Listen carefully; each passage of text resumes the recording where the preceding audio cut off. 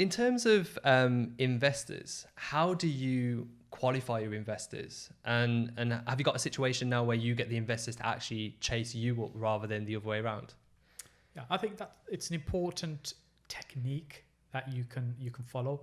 So what I tend to do in terms of qualification, well, one qualification is to have a certain level of investment. So earlier I talked about 50,000, 350. So that's a form of qualification. But another form of qualification is to know how serious and how genuine somebody is. So you could be talking to somebody about investing in a deal with you, but actually, what's their position? Why are they looking to invest? So I think it's really about turning it around and asking them questions. So tell me, what is it that got you thinking about investing in property, and what is it about me that appealed to you for us to have a conversation? You're slowly turning it around. They've got to sell the idea to you rather than you sell the idea to them. That's really important, because that way you can start asking questions around. So tell me, in terms of the funds, how much have you got allocated for your property investing journey? That's a very different question to how much money have you got. Yeah. Because how much someone's allocated may not be the same as how much somebody's got. So when you're asking these questions and you want to talk about, obviously for anti-money laundering purposes, you want to know where the money's come from.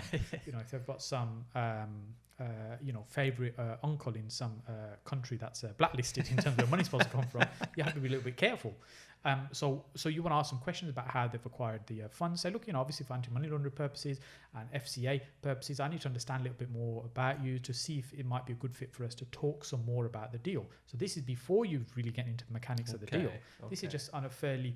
Now, you wouldn't do this on the first time you meet them, a networking event, but when it looks like there might be an opportunity to explore further, these are one things you want to have. So for example, at the first coffee meeting type of situation, you want to ask these questions, and you want to see how liquid they are.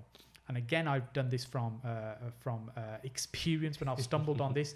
I'm working with somebody thinking they've said they've got some amount of money, and when it comes to the crux, I realise, they can access that after they remortgage a property, which they haven't even yet started.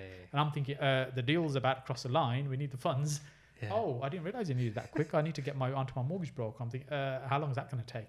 So it's about just seeing how liquid they are, what they're looking to invest. And of course, one mistake people, I think, make is they offer a return. They say, oh, I'm offering like 6% or 8% or whatever it might be.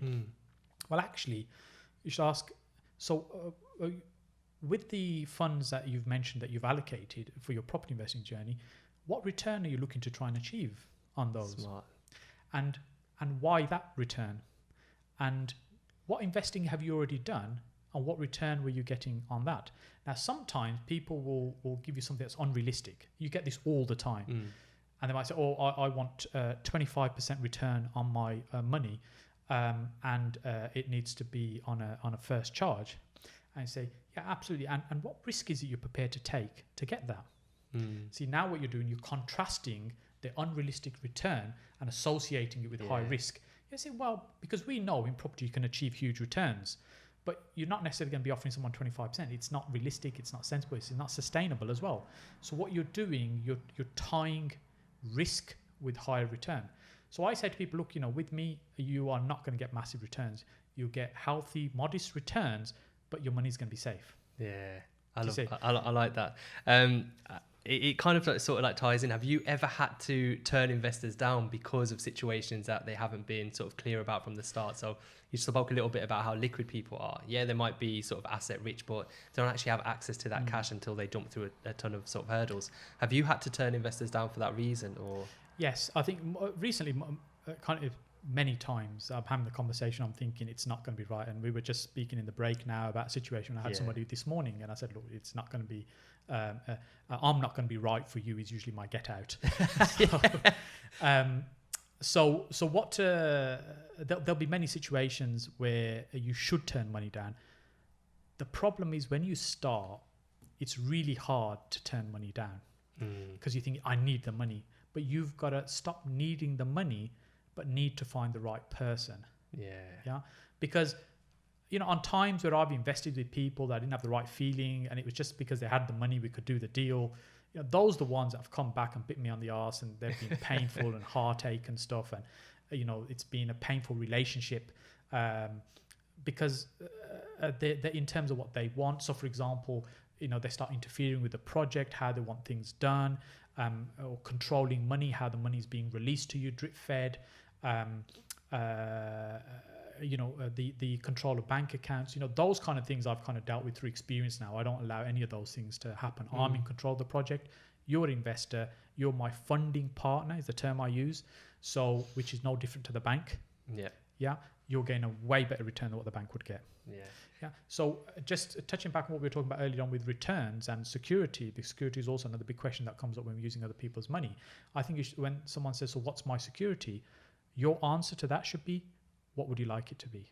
Yeah. Because we have different interpretations to what the word security means. Even what first charge means or second charge restrictions, we all have different interpretations. So again, you need to understand what that means for the other person and how you might be able to deliver it. So in the example I gave earlier on, someone wanted 25% return on its first charge and say, sure, I understand what you're saying. So right now I could probably go to any high street bank and borrow money at 3% on a first charge. So how does it make commercial sense for me borrowing from you at 25%? Yeah. You see, so there could be some elemental risk. So for example, it might be, well, the bank only lends 75%. In this case, they're going to lend 150% because they're going to lend all the money to purchase it and they're going to lend the money to develop it. Do you see? So now you're tying it with risk and you can look at return. So you shouldn't just give in straight away when someone talks about a return figure and just accept that. And also, what we need to do is to be able to build up a hunger for people wanting to work with us. Yeah. You need to have a choice. You really don't want to be in a position where you don't have a choice. You've got a great deal and you've got one miserable git you've spoken to and he's your only investor. Yeah. You want to be able to have a choice. And the way that happens is when you're, say, networking, speaking to people, whether you're doing this online or connecting with people, you're understanding people, you're asking them what they're looking for, what their expectations are, because that way, when you've got something right, you can talk to them. And what I tend to do is say, test close them. What I mean by that is, let's say you've had a conversation with somebody at a networking event, you followed up for a coffee, you've got to know each other a little bit better, you're interested in discussing things. At the end of that coffee, the conversation should finish something along the lines of, so thank you so much for your time today, but just so I understand, what we're saying is if I can find an opportunity that requires at least £100,000 investment from you that will deliver this return over this period of time, that's something we should explore further. Is that right? You end the conversation there. You've made it very clear what the next steps are. So then you should only go back to them when you've got that type of deal. Yeah. Mistake often happens is when we go back to our investors that we've spoken to and we say, oh, I've got this amazing deal. And it doesn't fit into the criteria effectively that they're giving you earlier on. And so what we end up doing, chasing investors that are never going to invest. What you need to do is be able to send that to say, you need to have, say, 3 investors that fit that criteria, that what you're looking for. Because then you can send it to one and say, look, well, actually, even before you send it, what I would do is I'd send them a message or give them a call and say, look, I've got this deal. I think it fits into what we spoke about earlier on. Is it okay if I send it across for you to have a look at? Yeah. And you ping it across from them, but you also make it clear that they need to let you know by tomorrow or end of the evening or whatever it might be. So you need to put some kind of timeline on it, because the reality is you get good deals usually in exchange for time. You need to move quickly. Yeah. Good deals don't sit around for 6 and 8 months. Yeah. It's days and weeks. I've exchanged for stuff, bought property within a week, because the best deals are done pretty much instantly.